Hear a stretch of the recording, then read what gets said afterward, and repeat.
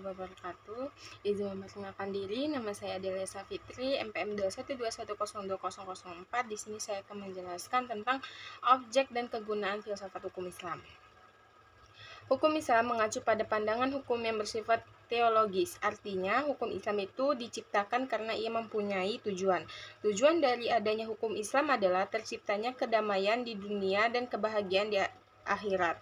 Jadi, hukum Islam bukan bertujuan meraih kebahagiaan yang fana dan pendek di dunia semesta, tetapi juga mengarahkan kebahagiaan yang kekal di akhirat kelak. Inilah yang membedakan dengan hukum manusia yang menghendaki kedamaian di dunia saja. Tujuan hukum Islam tersebut merupakan manifestasi dari sifat Rahman dan Rahim atau Maha Pengasih dan Maha Penyayang Allah kepada semua makhluknya. Rahmatan lil alamin adalah inti syariah atau hukum Islam. Keberadaan syariah tersebut dapat menegakkan perdamaian di muka bumi dengan pengaturan masyarakat yang memberikan keadilan kepada semua orang. Keadilan sangat mulia di hadapan Tuhan dan sifat adil merupakan jalan menuju takwa setelah iman kepada Allah. Hukum Islam dalam upaya menegakkan itu semua harus siap menghadapi kejadian-kejadian baru yang timbul karena perkembangan masyarakat dan perubahan suasana. Oleh karena itu, pengkajian filsafat hukum Islam mutlak diperlukan. Keadaan filsafat hukum Islam akan menegakkan hukum Islam dan memberikan jawaban terhadap tantangan zaman dan merupakan hukum terbaik sepanjang zaman bagi semesta alam. Sebagaimana dikemukakan sebelumnya, setidaknya ada 5 sistem hukum yang hidup dan berkembang di dunia, yaitu common law yang bertujuan dikenal dengan Anglo-Saxon, yang kedua civil law atau bisa disebut Eropa kontinental, yang ketiga custom law, yang keempat Islamic law, dan yang kelima sistem hukum sosial komunis.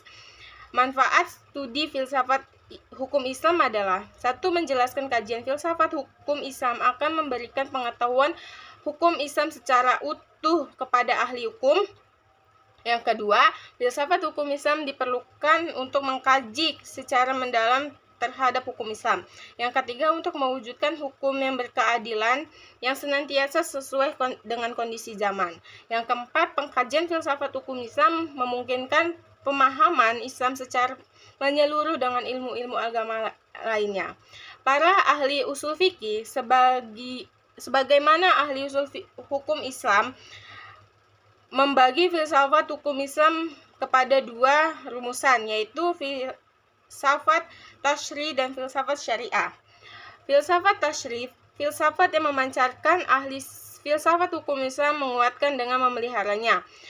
Filsafat ini bertugas membicarakan hakikat dan tujuan penerapan hukum Islam.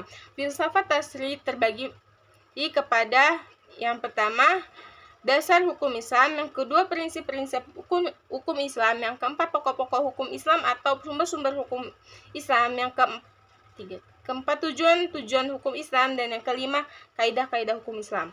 Terus selanjutnya, filsafat syariah. Filsafat syariah yang diungkapkan dari materi-materi hukum Islam seperti ibadah, muamalah, jinayah, ukubah, dan sebagainya. Filsafat ini bertugas membicarakan hakikat dan rahasia hukum Islam. Termasuk dalam pengembangan filsafat syariah adalah rahasia-rahasia hukum Islam, yang kedua, ciri-ciri khas hukum Islam, yang ketiga, keutamaan hukum Islam, dan yang keempat, karakteria hukum Islam. Sekian dari saya. Wassalamualaikum warahmatullahi wabarakatuh.